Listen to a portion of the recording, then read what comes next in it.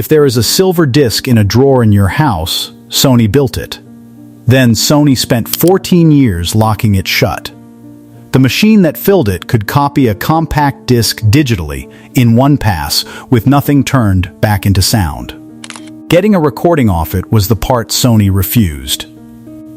Sony built the MiniDisc. Sony owned the label, deciding what you could do with it.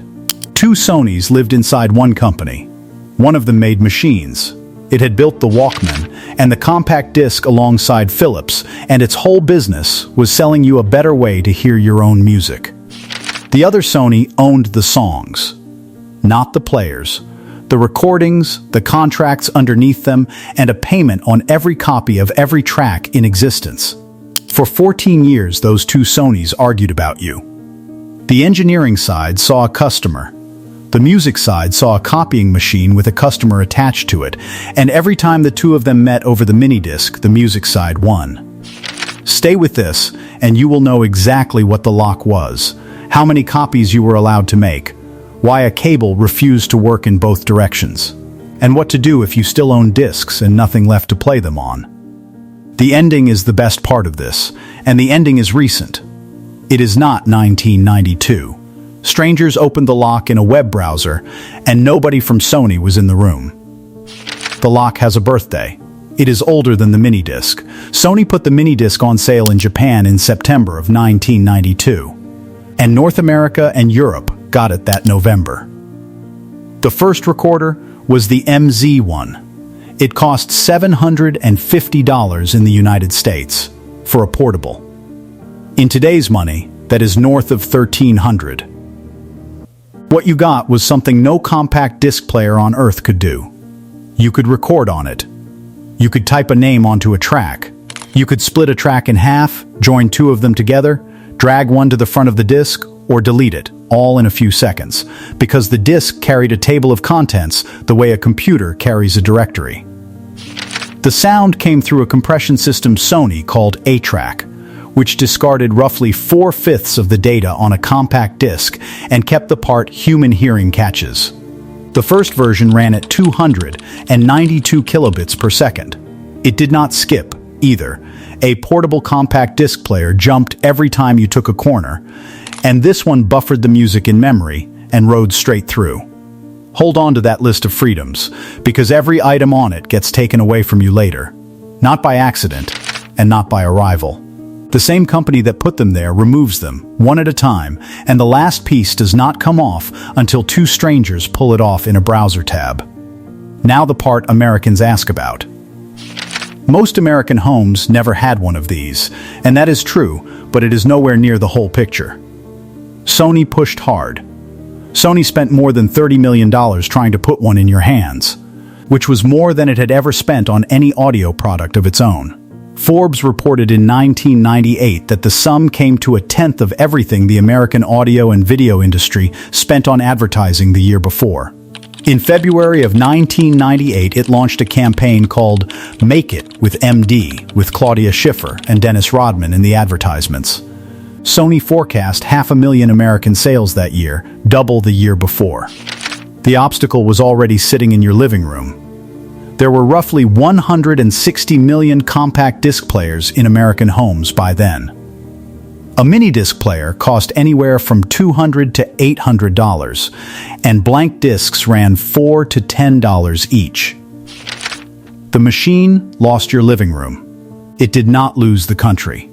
Radio reporters carried them, because after cassette and before cheap digital field recorders, a reporter's kit meant a small deck and a microphone, and the disc came back to the station ready to cue. Theater and live sound crews will tell you they ran shows off them for years, since a cue could start on the exact instant with no tape to rewind. People who worked in small AM radio say the decks are still racked. And there were cars.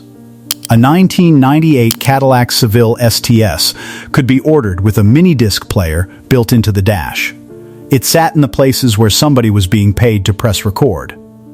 It never reached the shelf beside your television. That absence is not a footnote sitting at the bottom of this story. It is the ending of it. The reason it never got into your house is the entire case, and the case opens with a purchase. On the 19th of November, 1987, Sony announced it was buying CBS Records. The deal closed on the 5th of January, 1988, for $2 billion. And Sony now owned one of the largest recorded music catalogs on the planet. 20 months later, it bought Columbia Pictures as well, for $3.4 billion in stock, with another $1.4 billion in debt on top. Close to $5 billion on Columbia alone, 20 months after the record label, and none of it went into anything you could hold. Sony's vice chairman at the time, Michael Schulhoff, described it as a long-range strategy to build an entertainment business on the synergy of hardware and software. Synergy is a clean word. Here is what it looked like on an ordinary Tuesday inside the company. The engineering division in Tokyo had one job: sell you a machine that makes your music portable and copyable. The music division had one job: make sure every copy in existence is one somebody paid for. Those are not two goals in tension. They are the same event, scored in opposite directions. And now, both of them answered to the same board in Tokyo. In 1989, in Athens, the hardware makers and the American record industry cut a deal. Sony and Philips on one side, the Recording Industry Association of America on the other.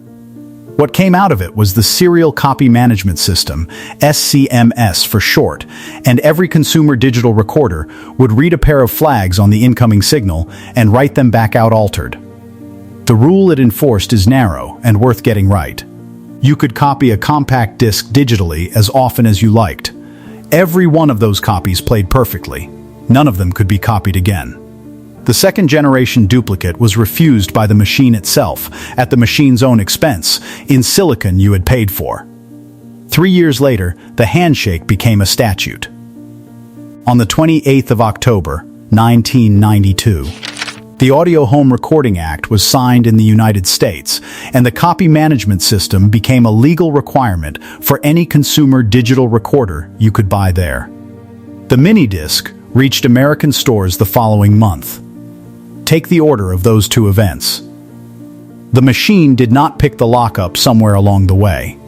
It arrived carrying it. That is what the 5th of January, 1988 had bought.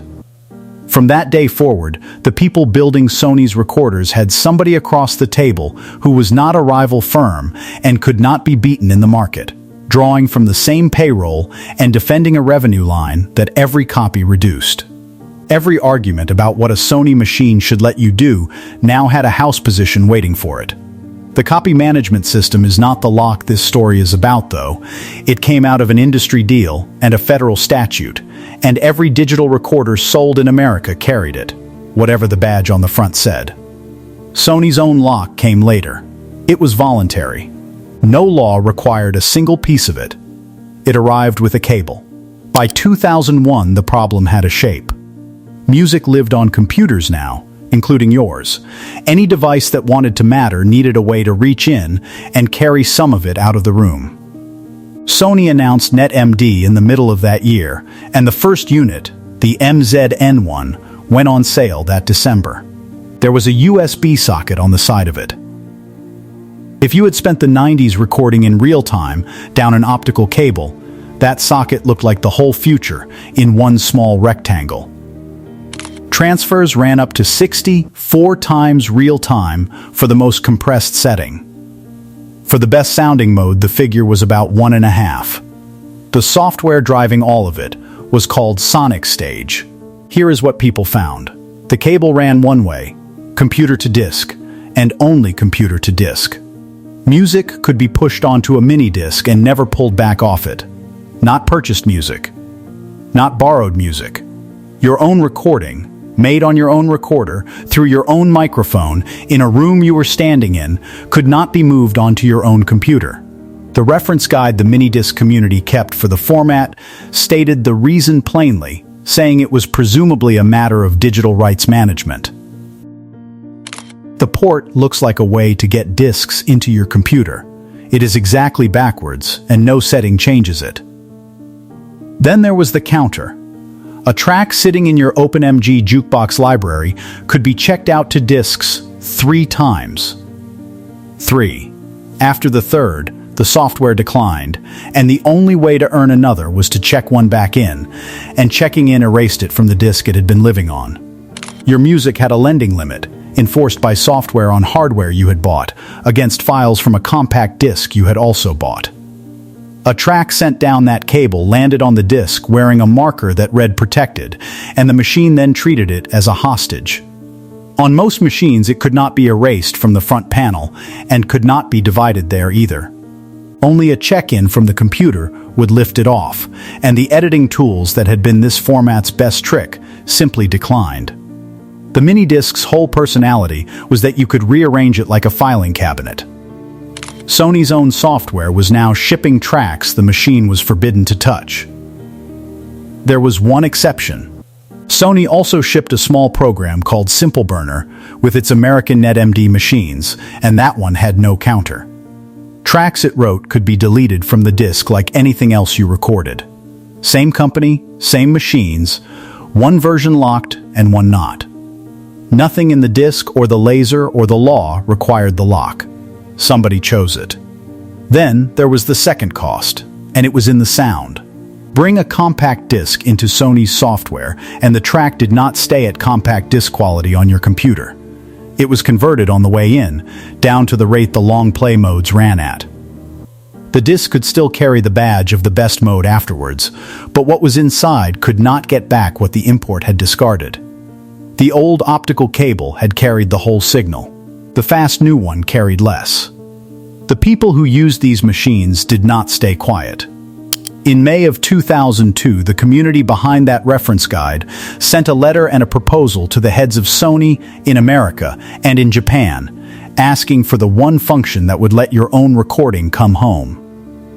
They gathered signatures through the summer, more than 2,000, and mailed them to Sony offices on 3 continents. Sony America answered that September. Inside the company, customer mail about uploading was passed up to the vice president running portable audio, a man named Robert Ashcroft. The guide added a line saying they had petitioned Sony and had yet to see any result. It stayed on the page for years. The page printed 2 addresses, in case you wanted to write one yourself. One in Tokyo. One on Madison Avenue in New York. Hold on to the second one. The man at that desk says something at the end of the next chapter that Sony spent a decade refusing to say. There had been a warning shot the year before. In September of 2000, Sony added a long play mode that doubled and quadrupled the running time of a disc by dropping the bitrate to 132 kilobits, then to 66. Useful, also silent.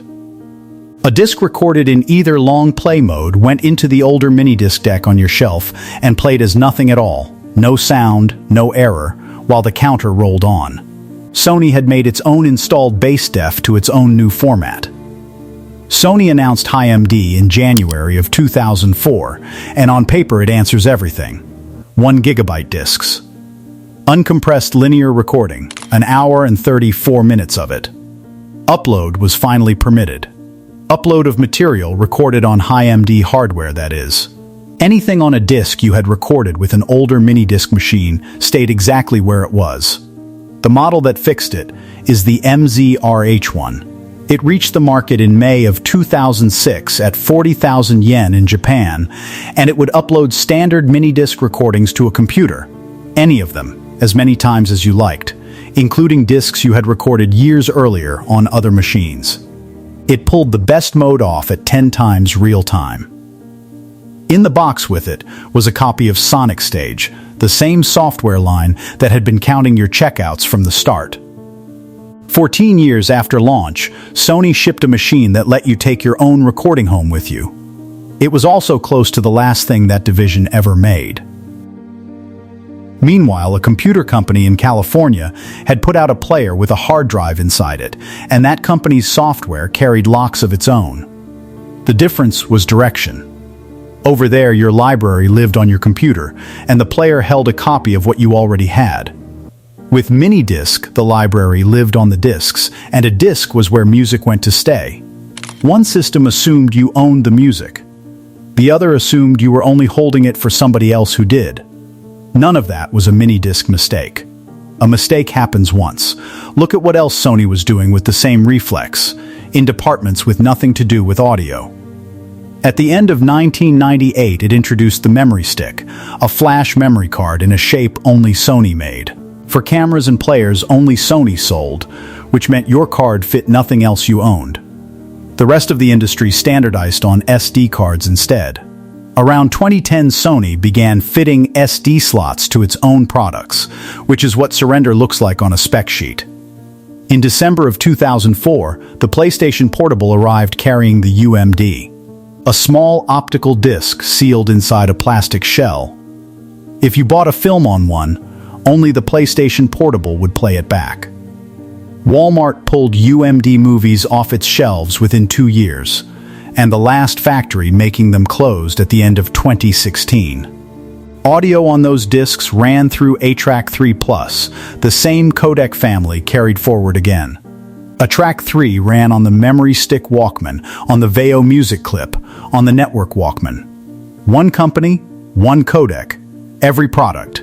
No exceptions offered to anybody. Then, Sony repeated it inside the same product line. In late 2009, it shipped a handheld called the PSP Go, the one model built with no disc slot at all. More than half of everything released for that machine existed only on the sealed discs, and the new one could not read any of them.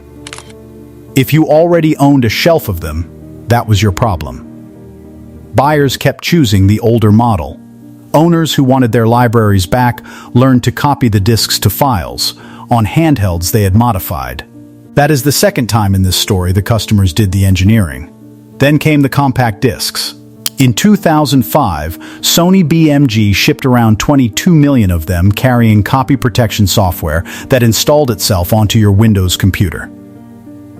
2 million discs across 52 titles used a system called XCP, which hid itself once it was on the machine. 20 million more, across 50 titles, used MediaMax. On the 31st of October that year, a researcher named Mark Rusinovich published what XCP was doing to the machines it landed on, and the word he reached for was rootkit. The Texas Attorney General sued 3 weeks after that. A settlement with the Federal Trade Commission followed, and Sony gave up shipping copy-protected discs. Read the whole thing as one sentence. The music division had put a lock on a computer you owned. It had been putting locks on Sony's own hardware for 17 years by then. Nobody inside that building ever managed to make it stop. Now the second address. The chairman of Sony's American company in 2002, the man on Madison Avenue, was Howard Stringer. By 2009, he was running all of Sony, and he told an interviewer that if his company had gone with open technology, it would have beaten Apple. The petition had landed at the company he ran 7 years before, asking for one cable that opened both ways. Sony shipped MiniDisc Walkman players for 2 more years after he said it. Stringer was right. He was also years late saying it out loud, and by then the format you are watching this video about had almost nothing left in it. Sony stopped shipping MiniDisc Walkman players in September of 2011. Production of the machines themselves ended in 2013. Blank discs kept coming for another decade, quietly, for the people who had never stopped using them. In late January of 2025, Sony announced that was over too. Recordable mini-disc production ended the following month, alongside mini-DV cassettes and part of the recordable Blu-ray line, with no successor named. The official reason was the market environment and the outlook for future growth, which is the polite way of saying nobody is buying these. 33 years, and Sony walked away holding the keys. Then, other people picked them up. Open a browser today, plug a mini-disc recorder into your computer, and load Web MiniDisc Pro. It wants a Chromium browser, so Chrome or Edge or Brave. Safari will not do it. On Windows, you install one small free driver first. On a Mac, nothing installs at all. Then, the page talks to the machine directly, and nothing is for sale. It was started by a developer named Stefano Brilli and extended into the Pro version by another who goes by Acevery, and it does the thing Sonic Stage never would. It uploads. Using a factory service mode built into the hardware and left there, it pulls audio off almost every Sony and Aiwa NetMD recorder ever sold, including discs you recorded in 2001 that were meant to travel one way forever. Getting that far meant taking the machines apart in software, and that door opens onto the rest. The project can read a recorder's firmware, rewrite the table of contents on a disc, and run a game of Tetris on the display of a Sony Walkman. It also encodes the long play modes better than anything Sony ever put on your computer. Outsiders did not only open the format, they improved the part of it that Sony had been doing badly. And there is a checkbox in it. The checkbox sets the copy management flags on a recording to unprotected, so the next machine that reads your disc sees no restriction at all. 34 years of company policy. One checkbox. Sony rated these discs for 1 million recordings and more than 30 years of storage. The plastic held up. The policy did not. The market has already worked out which part mattered. A Sony blank disc, if you can still find a sealed one, runs about $8. A common used portable goes for under $40. Of the 50,000 MiniDisc items one price guide tracks, most sell under $50, and fewer than 1 in 400 clears 500. The thin top of that list is a different country. A copy of Depeche Mode's Violator went for $2,499, the highest figure ever recorded for one album on this format. That was a fixed price listing. One seller and one buyer. A Pink Floyd disc is the better signal because it drew 30 bids and closed at $612 in June of this year. The MZR-H1, the single model Sony ever built that would let your recording out, is listed near $900. The machine that unlocks is the expensive one, and it is expensive for that reason. The people did not go anywhere either. A gathering called MDCon began as one meeting run by an enthusiast in Wyoming. It grew into a run of shows across America, with stops in Coventry and Antwerp and Switzerland as well. The organizer announced at the end of last year that he has no plans to hold another. That is closer to you than the format ever got in 1998. A designer in Canada named Eddie Chan put a new mini-disc player milled from aluminum on Kickstarter, capped the run at 100, and hit his target in 6 days. A researcher who studies this, Richard Freno, calls it speculative nostalgia. His point is that the pull of an obsolete machine is rarely the past. It is a future that got interrupted. There are discs out there right now, maybe in your house, holding the only copy of something. When the archive around Radiohead's OK Computer was opened, part of that record's history was sitting on mini-discs. A wedding, an interview, a band in a basement, recorded once and never moved, shut in a drawer because for 20 years there was no permitted way to get it out. There is one now. It takes a browser tab in about a minute, and nobody at Sony had to approve it. Sony spent 14 years treating you as a risk to be managed. 2 developers and a web page settled the question the other way, and the company never got a vote. One last thing and then this is done. If that was you, or if one of those discs is still sealed shut in your house, put the model number in the comments. Somebody in there knows how to open it. Another dead machine is queued up next to this one.